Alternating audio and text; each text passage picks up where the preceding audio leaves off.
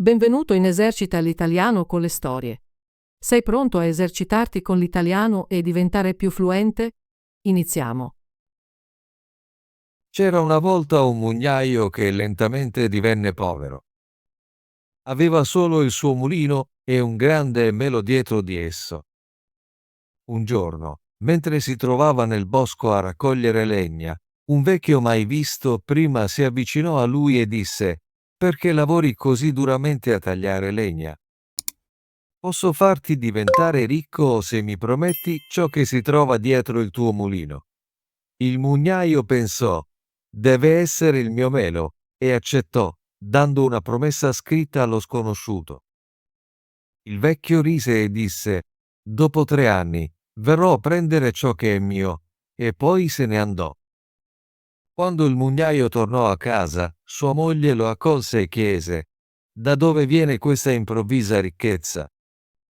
Tutti i nostri scatoli e bauli sono pieni». «Non so come sia successo». Il mugnaio rispose: «Un forestiero nel bosco mi ha promesso un grande tesoro se gli avessi dato ciò che si trova dietro il mulino». «Possiamo facilmente dargli il grande melo». La moglie, spaventata, esclamò: «Oh no, deve essere stato il diavolo». Non intendeva il melo, ma nostra figlia, che era dietro il mulino a ripulire il cortile. La figlia del mugnaio era una ragazza bella e gentile. Visse per 3 anni nella fede e senza peccato. Quando arrivò il momento in cui il diavolo doveva prenderla, si lavò e tracciò un cerchio di gesso attorno a sé. Il diavolo arrivò presto, ma non riuscì ad avvicinarsi a lei. Infuriato, disse al mugnaio: «Togli tutta l'acqua da lei, altrimenti non posso avvicinarmi». Il mugnaio, spaventato, fece come gli era stato ordinato. La mattina seguente, il diavolo tornò, ma lei aveva pianto tanto sulle sue mani che erano pulite. Furioso, gridò: «Tagliale le mani, o non posso averla». Il mugnaio, inorridito, disse: «Come potrei tagliare le mani di mia figlia?» Il diavolo lo minacciò: «Se non lo fai, prenderò te al suo posto». Il mugnaio, ora spaventato, promise di obbedire. Andò da sua figlia e le disse: «Mia cara, se non ti taglio le mani, il diavolo porterà via me. Nella mia paura ho promesso di farlo. Ti prego, aiutami e perdonami». Lei rispose: «Caro padre, fai ciò che devi». «Io sono tua figlia», così si stese con le mani aperte e furono tagliate. Quando il diavolo tornò, lei aveva pianto così tanto sui moncherini che erano puliti. Il diavolo dovette rinunciare e perse ogni diritto su di lei.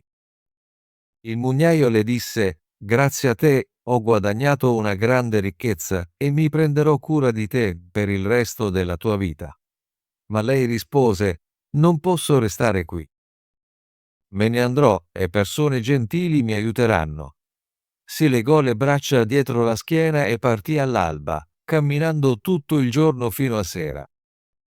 Raggiunse un giardino reale dove vide alberi carichi di frutti meravigliosi, ma non poteva entrare a causa dell'acqua che lo circondava. Affamata dopo una lunga giornata di cammino, pensò: «Se solo potessi entrare per mangiare il frutto, altrimenti potrei morire di fame». Si inginocchiò e pregò Dio. Improvvisamente apparve un angelo che creò una diga nell'acqua, prosciugando il fossato in modo che potesse attraversare. L'angelo la accompagnò nel giardino. Vide un albero pieno di pere bellissime, ma erano tutte contate. Per placare la sua fame, ne raccolse una e la mangiò, ma non ne prese altre. Il giardiniere la vide, ma era troppo spaventato per dire qualcosa perché l'angelo era presente. Dopo aver mangiato, si nascose tra i cespugli. La mattina seguente, il re venne nel giardino, contò le pere e si accorse che una mancava. Chiese al giardiniere cosa fosse successo. Il giardiniere rispose: «Un spirito è entrato la scorsa notte che non aveva mani. e ha mangiato una pera. Il re chiese: come ha fatto lo spirito ad attraversare l'acqua e dove è andato dopo? Il giardiniere rispose: un angelo è venuto e ha fatto una diga nell'acqua affinché lo spirito potesse passare. Ero così spaventato che non ho fatto domande. Dopo aver mangiato, lo spirito se n'è andato. Il re decise di osservare quella notte. Quando calò la notte, il re e un sacerdote entrarono nel giardino per aspettare lo spirito. A mezzanotte, la ragazza uscì silenziosamente dai cespugli, andò all'albero e mangiò un'altra pera, con l'angelo al suo fianco. Il sacerdote si avvicinò e chiese: sei del cielo o della terra? Sei uno spirito o un essere umano? Lei rispose: non sono uno spirito, ma una triste mortale abbandonata da tutti tranne che da Dio. Il re disse: se il mondo ti ha abbandonata, io non lo farò. La portò al suo palazzo e, poiché era così bella e gentile, si innamorò di lei e la sposò, facendole fare delle mani d'argento. Dopo un anno, il re dovette andare in guerra. Disse a sua madre: prenditi cura della mia giovane regina. Se partorisce, prenditi cura di lei e informami subito. Ebbe un bellissimo bambino. La vecchia madre si affrettò a scrivere e informare il re della buona notizia. Ma lungo la strada, il messaggero si fermò presso un ruscello e si addormentò. Il diavolo, sempre in cerca di danneggiare la buona regina, scambiò la lettera con una che diceva che la regina aveva partorito un mostro. Il re rimase scioccato e preoccupato, ma scrisse di prendersi cura della regina e del bambino. Il messaggero tornò, ma si fermò di nuovo e si addormentò.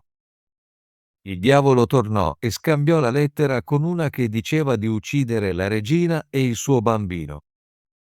La vecchia madre rimase inorridita quando ricevette la lettera e non poteva crederci. Scrisse di nuovo al re, ma il diavolo continuò a sostituire le sue lettere, fino a quando l'ultima disse di mantenere la lingua e gli occhi della regina come prova di obbedienza. La vecchia madre non poteva permettere che un sangue così innocente venisse versato. Fece uccidere un cervo di notte e prese la sua lingua e i suoi occhi.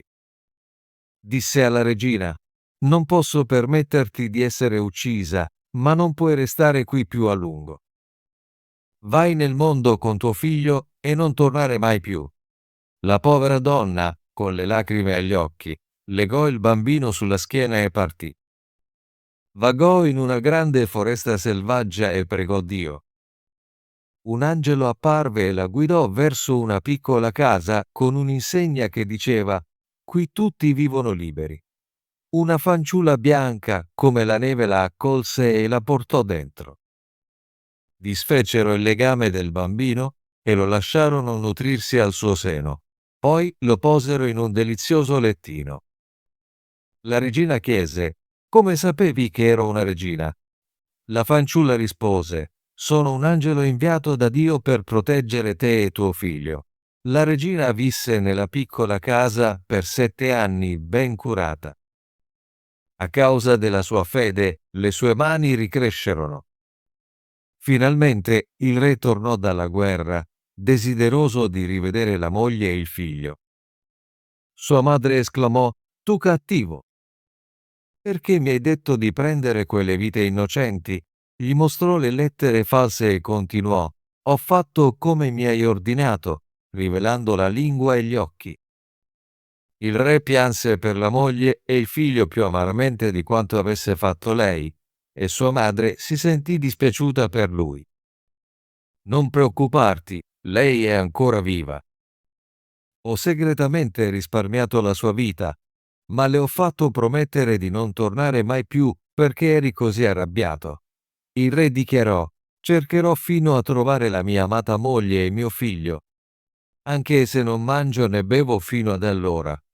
Così il re viaggiò per 7 lunghi anni, cercando ovunque ma senza trovarli. Pensò che fossero morti di fame. Durante tutto questo tempo non mangiò né beve, ma Dio lo tenne in vita.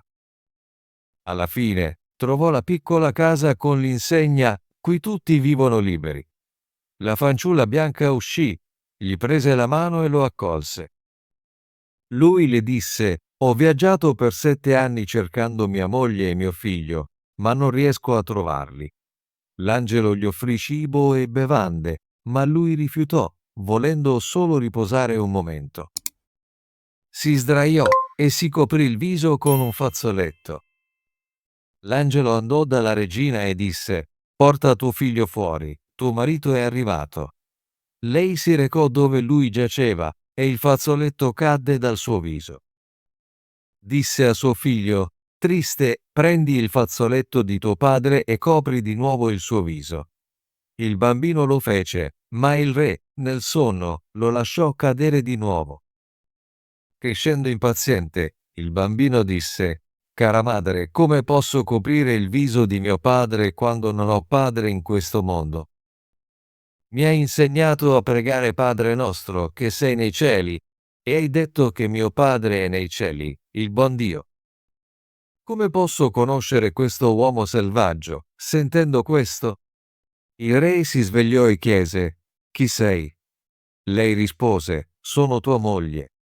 E questo è tuo figlio, triste". Lui guardò le sue mani vive ed esclamò: "Mia moglie aveva mani d'argento". Lei spiegò: "Dio ha fatto ricrescere le mie vere mani". L'angelo portò fuori le mani d'argento perché lui le vedesse. Ora sapeva con certezza che era la sua amata moglie e il suo bambino.